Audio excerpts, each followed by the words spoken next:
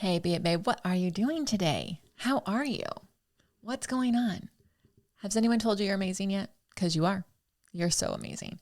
I am really excited for us to have you dive right into this interview. Tori Gordon is just freaking the coolest, and she has so much wisdom to share from her own life and what she does when she coaches people. And I am really, really excited because, being until you see it can be really difficult. It can feel scary. It can feel uncomfortable. And it's a little hard to be something that you've never been. You can get a little in your head about it, right? And I think if you listen to this, in fact, I know as you listen to this, you're going to hear all these little gems, all these little ways you can just be in the now, that you can explore where these fearful thoughts are coming from, where this sense of urgency is coming from. And the more you get to know yourself, the easier it is for you to do everything that you've ever wanted to do, and not with the hustle and the rush and the sense of urgency. And so she is a beautiful soul, and she's got some great support for you. And there's some awesome stuff in the show notes. And I do hope that you have some fun. I would really, really love it if you could tell us what your favorite part and takeaway was of this podcast, because it truly is what brightens my day. We've almost been out a year as this podcast comes out. And when I see the shares of the favorite takeaways, when I see y'all doing an be it action item, it's like the biggest high five, right? It's the biggest compliment. And I say that because I think it can get really hard to go, how do I help this person? How do I let them know how much they help me?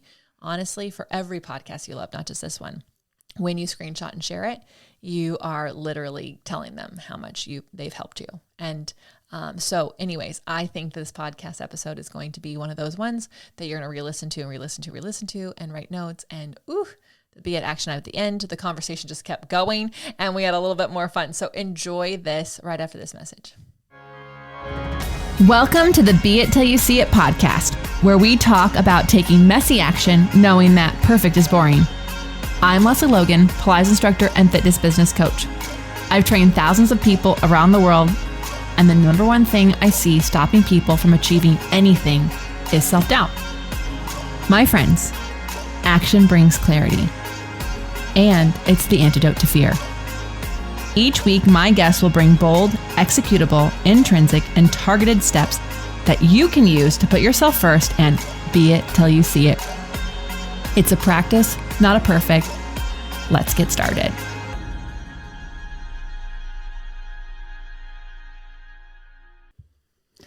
All right, Be It listeners, I have the one and only Tori Gordon here. I mean, I'm just so excited to have this woman and share her with you. I happen to have met her through a group that we're in called Brand Builders, and she is just a fire and a super attractor, and she really makes you feel like you can do anything you want. And I got to be on her podcast, so you definitely have to go to the Coachable podcast and listen to my episode.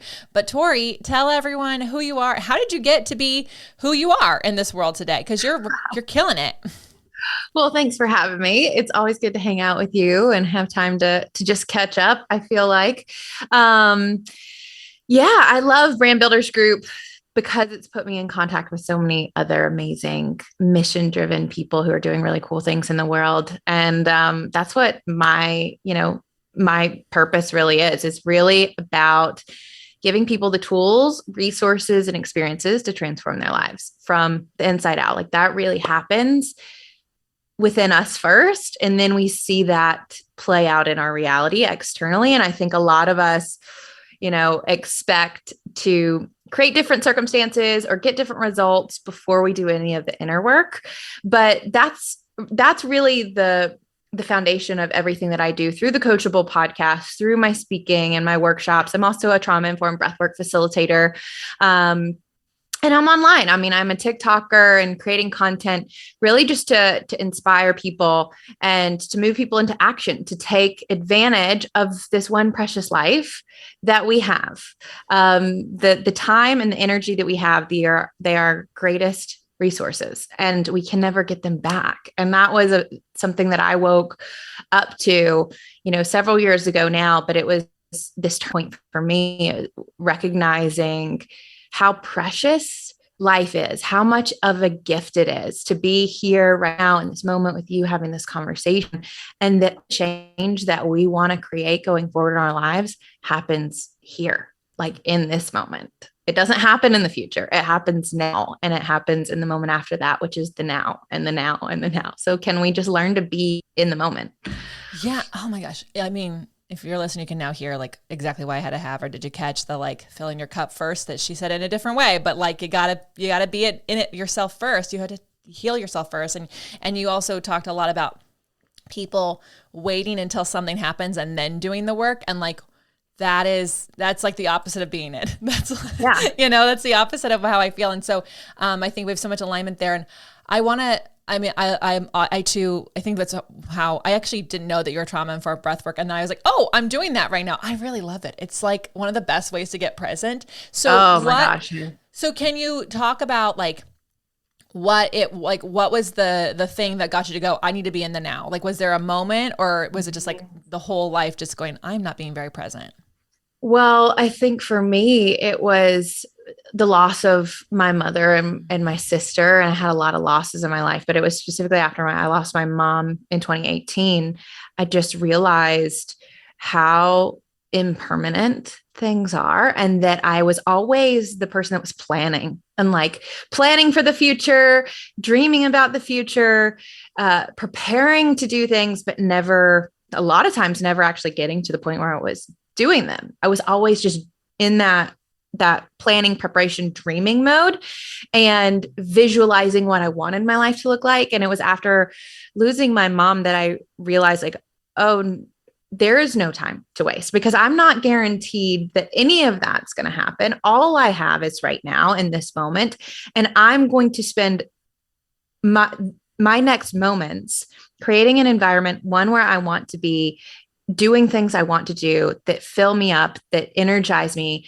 I want to put myself around people that inspire me, because I felt an urgency and to live my life for myself right now and not later. Because a lot of us, I think we think, oh, I'll put that thing off until later. I'll get my shit together later. I'll post that piece of content later.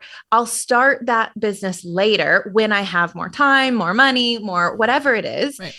And it's all an illusion. Like none of us have the control that we think we have.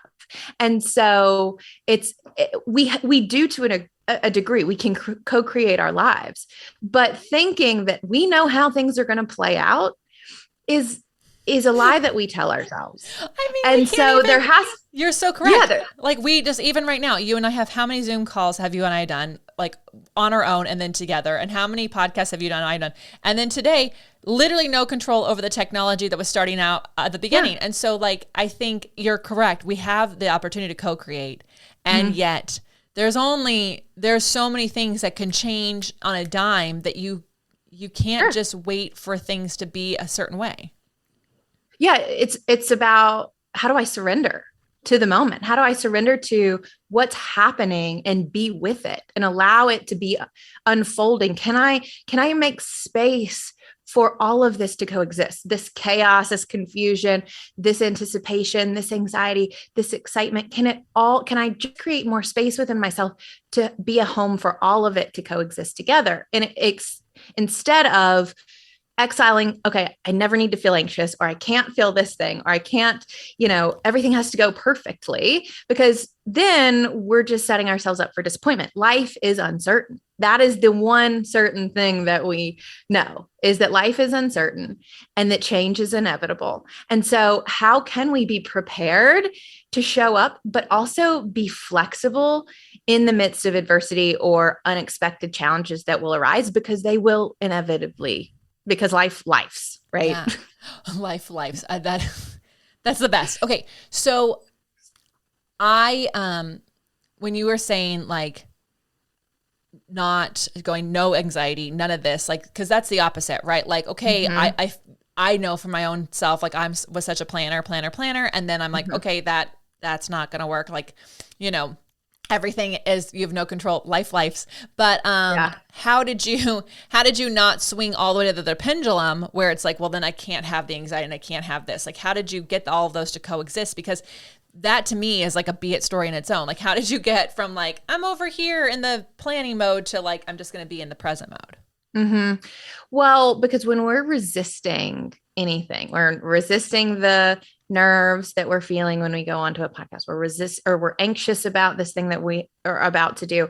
Like, we are not allowing life to be like, we're not allowing ourselves to be with what is. We're saying it shouldn't be this way. Like, we're fighting, like we're in inner conflict. And so for me, it's a process of accepting what is and also being fully committed to creating a new reality. So I can be totally committed to an outcome, a goal, something I'm moving towards, a new reality I want to create for myself. I'm committed and I have that vision in my mind and I hold that and I move toward that. I'm committed, but I'm unattached. I'm unattached to how that comes forward in my life. I'm unattached to exactly how I meet that person or how this business opportunity unfolds or how it has to look. Because when we expect, like when we put the how on it, then we've limited ourselves and we say it has to happen within this box and this way, this time frame.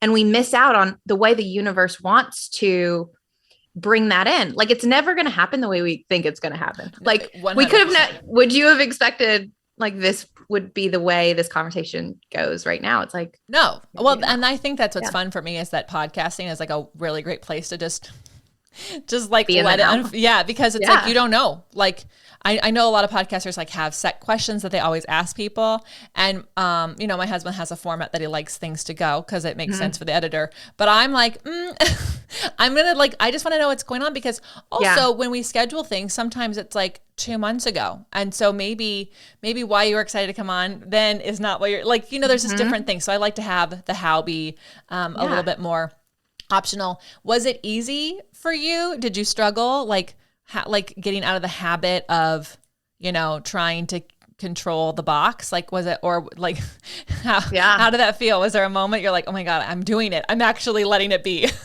Yeah. I think it's the human condition to want to control because we want certainty as human beings because our brains are wired for survival. And we think if I can predict the outcome and how it's going to happen, I can protect myself from it because we're always trying to protect ourselves from any threat.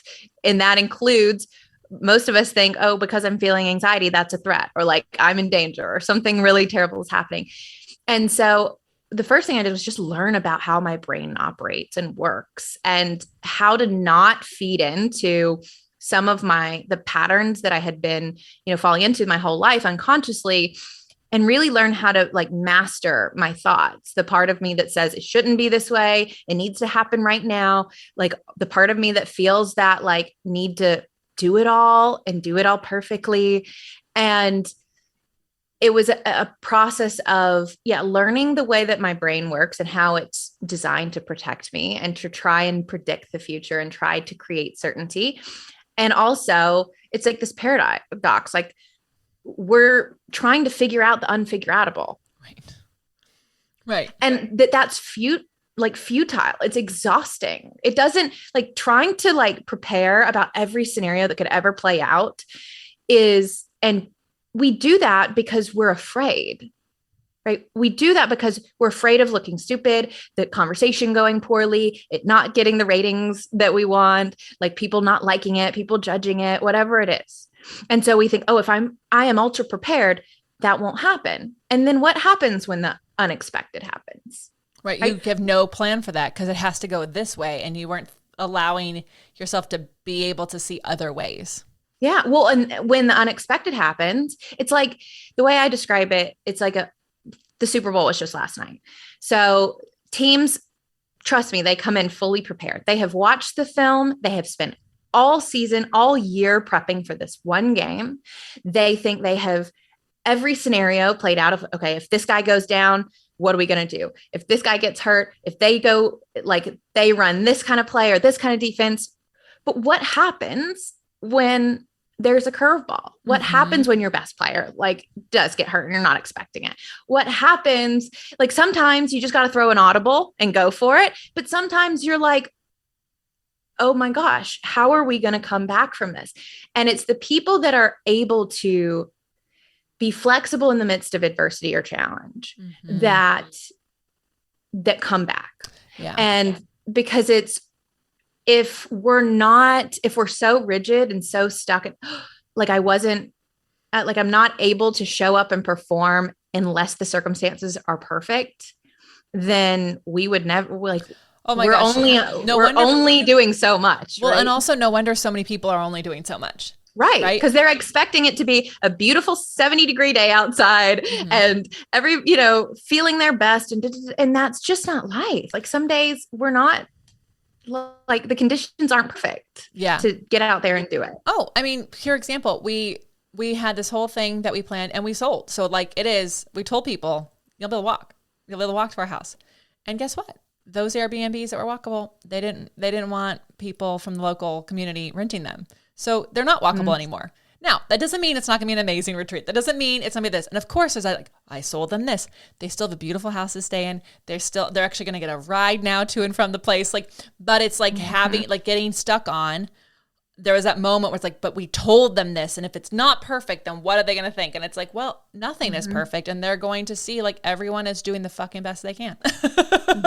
Yeah. So you have to be able to go, okay, well, then what's the shift? What's the pivot? How do we continue to offer the most amazing thing with challenges that were unforeseen? Exactly. And that's resilience. Yeah. That's what resilience is. It's what do you do when you get hit and how do you come back? And do you keep showing up? And how quickly do you rebound? Like the speed at which you rebound is actually like the lady on Shark Tank, the real estate lady. I heard her on an interview, and she said, because someone asked her like, what's your tip for success? And she's like, it's your rebound. She said, what I saw for the salespeople who like if they lost a deal, the ones that went home and took the day off to like decompress from that, they did worse than the ones who were like, and what, and next, and how, what do I learn, and what's the next thing, Yep. It's that downtime of being able to it's the recovery. Like my recovery, I have a friend who was a pro runner for years and years and years, and he would run over 100-mile races. Those people are crazy to me. A marathon is like what, 26.2. Yeah, 26.2. So he was like running multiple marathons. Yeah. And when I heard that, I could not believe it. I was like, I had another friend who just ran his first marathon. I was like, he took a week to recover. He was like, this is so painful. And so I asked my guy friend, I said, how was recovery? He was like, but when you're doing it all the time, your body just bounces back. And so I think whether it's in the entrepreneurial space and whatever it is you're doing, it's the more you do it, the quicker the recovery, because you're prepared, like you're conditioned to bounce back quicker, as opposed to like, if you go in the gym and you lift heavy and you haven't been in the gym for months, you're going to be still like, you're like, I can't go back to the gym. You're not going to go back to the gym for a while and you're going to start all over again. But also it's that like whole, that's that toilet seat thing. Like if you can't sit down on the toilet, you did it wrong at the gym. You didn't prepare your body. No, that's not true. I guess some people, there might be some other reasons legitimate for that, but you're correct. And that's why like when you do, that's why trainers, y'all have like heart rate monitors on you, because they actually don't want you living in the cardio zone the whole time. They want you to be able to challenge your body to go up and down and up and down. And like, I love to see how fast my recovery can be, like how fast, because I'll run with my dog and then he has to stop and, do his thing. And I'm like, did I get calm? And then I like to do it again. You know what I mean? Because like that keeps you really resilient. It keeps you having more opportunity. You're healthier, you're stronger. Well, and to go back to what you said about the pendulum, like the people that go to the gym and they have the toilet seat moment, like that's where you're on one side of the pendulum, like it's in extremes, and then you're on the other side. It's that in between. It's the balance. It's the be with what is, and don't like, it's only our mind that tells us we need to go quicker. We need to do it all by a certain time. Like it's the expectations we put on ourselves and the pressure we put on ourselves. Yeah. And there have been moments in my business where I'm like, what am I in such a hurry for? Like, because when I get there, I'm going to be in a hurry to get somewhere else. and like to do the next thing. And sure, I'm on a mission to serve people but is it really because I'm trying to serve more people, or is it coming from a place of I need to prove my worth, or I need to get validated because I got to the next stage, or I got to the next level, or whatever it is. And so that the breath work for me has helped me live in that, like come back to the moment. That's the thing about breath. It brings you back to the present. And it's in that in between of the balance between the pendulums. It's not one extreme or the other. It's when I feel like I've been doing 30 days of hot yoga and it is hot. And there are moments where my heart rate gets super high. But then when I come back to the breath, it's how quickly can I come back to that, like, relaxed, centered state instead of being like I'm like dying, and that happens with training. And it's a process of getting your mind and body to that point. It doesn't happen overnight. I think we got to get off of this, like fast, like culture that we're in where it's like, I need everything right now. I've got to be able to do it all and like get the results immediately. Like the things that we truly want to accomplish will take time. Anything that's good takes time. I guess, like my mind like thinks about like, there's the people who are like rushing to make things happen a certain way, and like they're in a hurry. And I love the question, like, what am I in a hurry for? I think that's really a valid question. You also write that down as your like homework assignment, as like what to ask yourself. And then there's the people who like do nothing because they're just waiting. Right. And you're right. There is that place in the middle. And that tends to be where a lot of people are. There's either the hustlers, they're like, gotta go, or the people who are kind of over like paralysis analysis and they are shut down. It's like one or the other. Yeah. And so like, I think that some of those analysis paralysis people used to be on the other end and they like burnt themselves out or they got lost or something, or they're like, I need to stop doing that. So I'm just going to stop having dates on anything. So I just want to like, because I know the listeners, they're going to be like, but Tori, do you have deadlines? Like, do you have a deadline? Do you have dates on your goals? Or like, how do you have a date on something, but like not get attached to that? What is your system for that? Yeah. I mean, I definitely have dates on my calendar. I book things in. I have, like I'm doing 30 days of hot yoga to see what my progress look like over that 30-day period. I think it's really important to have check-ins with yourself. But the point of the 30 days isn't to achieve a certain result. It's to just notice and track the progress that happens within the 30 days. Like just by doing, like I show up and I give my best every day.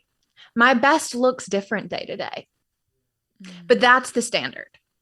My standard for myself is show up and give my best over whatever the length of time that you're going to give yourself, and give yourself permission that the best doesn't have to look like it did the day before, but I show up and I give my best and I'm tracking what is my progress over that length of time. For bigger, like long-term goals, the way we can like motivate ourselves to keep going is to take the long goal over a year and to make it shorter. So the first 3 months, like let's track our progress. How are we going to take this maybe you're going to write a book. Okay. What's the first thing we need to do? Create an outline. Okay. Let's make that into a goal in itself instead of sitting down and like, okay, I have an empty page. How do I write this entire book? Right. I know. It's like, let's just take our long-term goals and chunk them down and be accountable for that. And then set the next piece of it. Because ultimately we will get really overwhelmed with looking at something over a long term, and we'll get, we'll lose our motivation. So back to kind of the working out analogy, there was a time when I was doing like a 60-day challenge. And at the beginning, I like measured my stats. So how fast could I run a 100-meter? How many push-ups could I do in a minute? How many, whatever the like measurements were. I did that at the beginning. I did that 30 days in, and then I did it 60 days in. The important thing about doing it 30 days in is that it remotivates you for the next 30 days. Yeah. Because I could see that I'm making progress. right? I hadn't gotten to where I wanted to be, but I had improved in every single category that I started in. And that is like, oh, this is working. And that re-energizes you to keep going for the next stint. Yeah. And so those check-ins with yourself across your goals is really, really important. So I have just like a kind of a process that I do with myself to see like, how am I, how am I ranking? I like that. And you created it for yourself. And I love that a lot. Mm-hmm. I'm a big fan of like breaking things down smaller. Like one of my friends were having lunch the other day and she said, yeah, I just need to set aside time to work on my workshop. I said, what if you just set aside time to like come up with the name of it? Mm-hmm. And then like, what if another day you actually just wrote like the hour by hour? And then like, and she's like, what? And I said, I don't even work on an entire project. Like, are you kidding? Like, I'm like, I think I want to do this.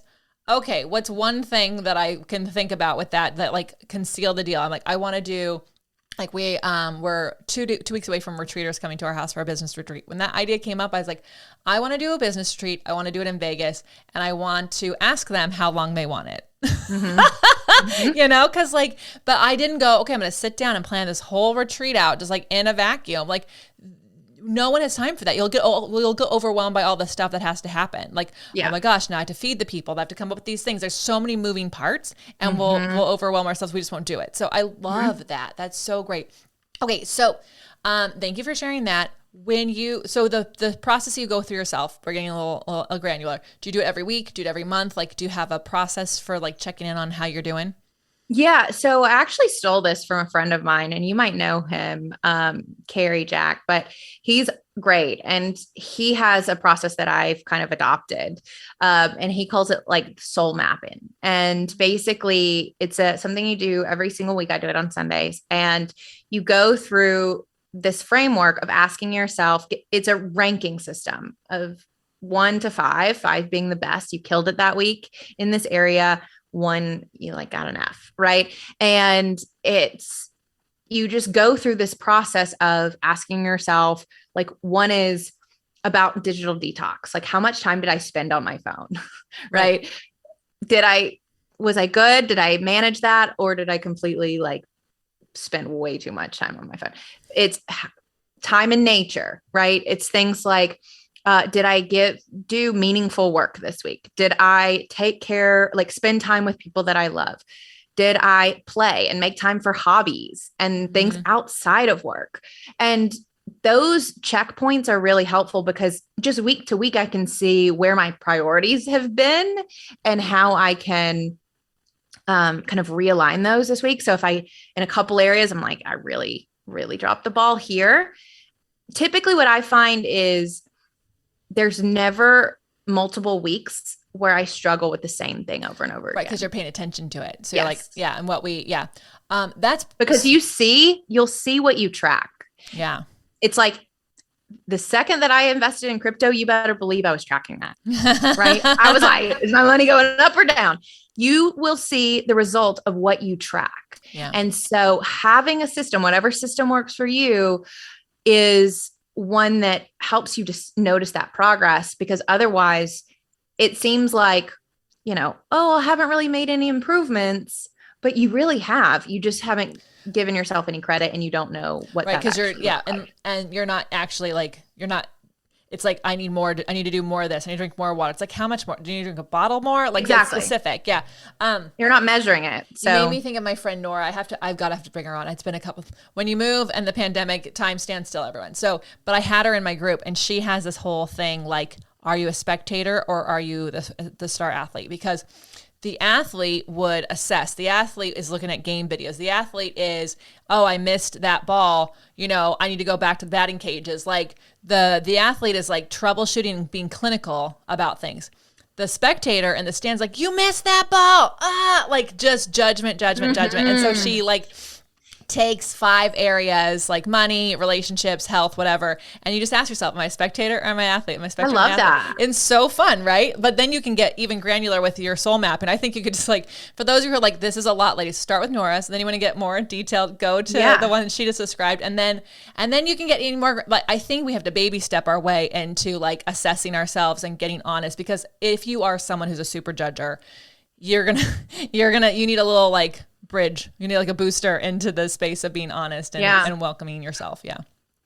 Well, and what I'll do for you guys inside my membership community called Coachable University, it's a program that I run, School of Self-Mastery. Something that I have my students do every single week is this check-in. And we have a form that they fill out. And you just gave me the idea. I'm happy to put that into a templated, something that people can download and they can just go through it themselves every single week and make it super easy. And there's some good questions you can ask yourself. The soul mapping framework's there if you want to do that and just give yourself a little rating, and it'll tell you each of the different kind of topics to rate yourself in or areas to rate yourself in. But they're also just questions like, what went well this week? Mm-hmm. What didn't go? Where did I drop the ball? What do I need? Like, what can I celebrate? Those questions are also really helpful because, again, what we are measuring and what we see is what we're going to take more action on and prioritize. Oh my gosh. Thank you so much. We'll put that link in the notes, guys. We always have good notes down there. So you're amazing, Tori. This is so fun. We just scratched the surface. Okay, Tori, everyone's going to stalk you already. They're like super excited about the soul mapping, but how can they find you, follow you, get to know you? Where are you hanging out these days?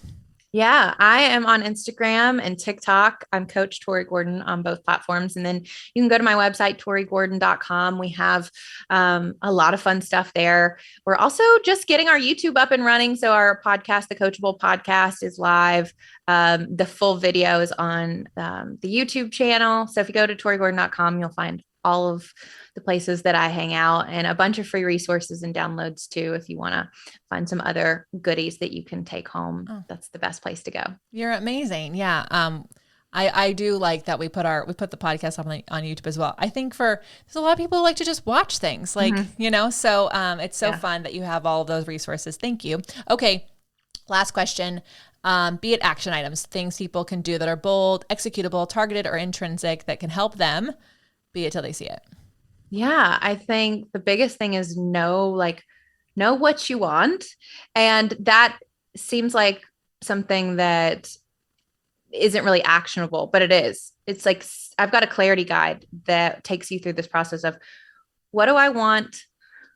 Like, where am I right now? Where do I want to be? And identify what's in the way, because we can't create what we want to create in our lives unless we're willing to look at where's our point A? Like, what's my current GPS location? Where am I headed? To Bora Bora Beach, wherever you want to go. Like, what is that destination you're headed towards? And then what's in between? Like, what are all of the twists and turns that are really standing in your way from getting there?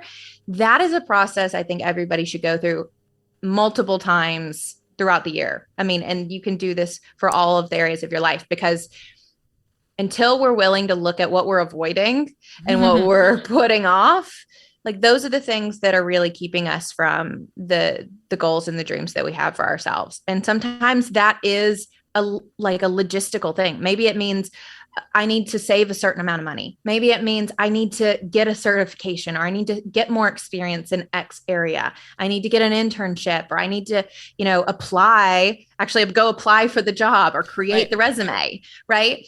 Or it could be more subjective. It could be a belief system that you have. It could be this part of you that's saying, hey, you're not ready until you have all of these other things in place. And we can start to identify what are the stories that are in the way, but also just what are those logistical things? Because until we identify them, you can't hit a target you can't see. You're going to start to identify them, and then you can go actually execute on them. You also can't go to a place you don't know where it is. And you don't know where you're starting from. Like, it's like if I asked you how to get to Atlanta and you didn't know where I was coming from, you might be able to go, well, if you know where the 40 is, I think the 40 goes through there. It might be the 10 anyways, but like, you have to, like, you can't actually, I'm not going to get there. I'm going to like wandering around looking for Atlanta. So I love that. And also know what you want. It made me think of like Runaway Bride when she like doesn't know how she likes her eggs. Mm-hmm.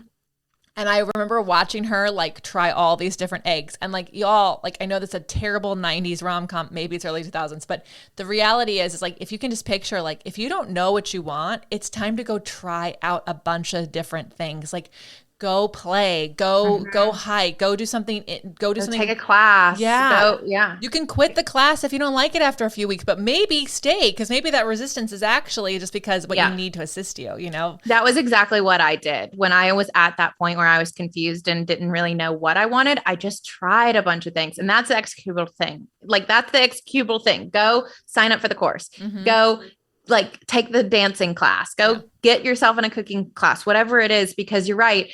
A lot of people are sitting in their car and they're expecting to go on this amazing vacation, but maybe they have put the destination in their GPS, but it doesn't have their current location. And a lot of people are waiting to get on the road before they want to know every twist and turn. They want to know, okay, are you going to take a right, take a left? Is it going to be like, how far do I go? My dad was taking me to get my hair done on Saturday, and because I don't have a car, so we go to the gym together. And I was like, hey, can you drop me off at this place, get my hair done? And he's like, yeah.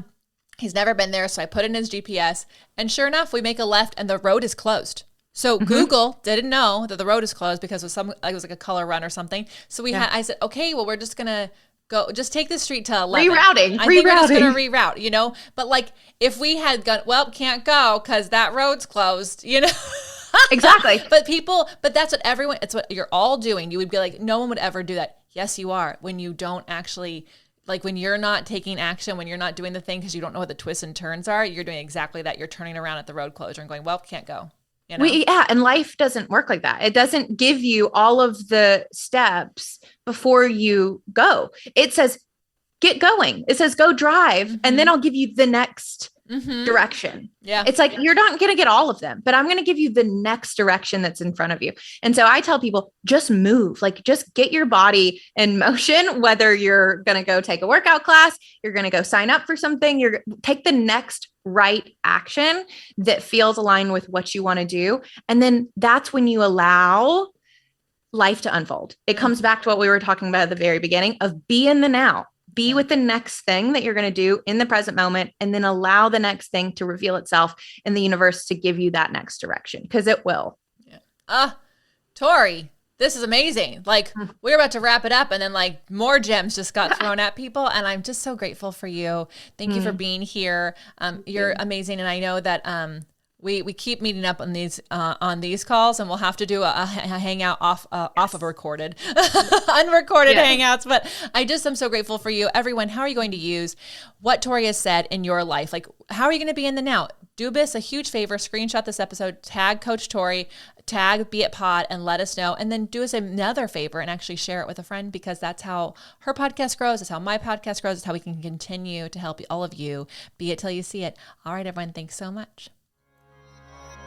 That's all I got for this episode of the Be It Till You See It podcast. One thing that would help both myself and future listeners is for you to rate the show and leave a review. And follow or subscribe for free wherever you listen to your podcast. Also, make sure to introduce yourself over at the Be It Pod on Instagram. I would love to know more about you. Share this episode with whoever you think needs to hear it. Help us and others be it till you see it. Have an awesome day. Be It Till You See It is a production of As the Crows Fly Media. It's written, produced, filmed, and recorded by your host, Lesley Logan, and me, Brad Kroll. Our associate producer is Amanda Fraterelli. Kevin Perez at Disenyo handles all of our audio editing. Our theme music is by Ali at Apex Production Music, and our branding by designer and artist Gianfranco Cioffi. Special thanks to our designer Jairo Mandal for creating all of our visuals, which you can't see because this is a podcast, and our digital producer Jay Perdoso for editing all the video each week so you can. And to Angelina Herrico for transcribing each of our episodes so you can find them on our website. And finally, to Meredith Crowell for keeping us all on point and on time.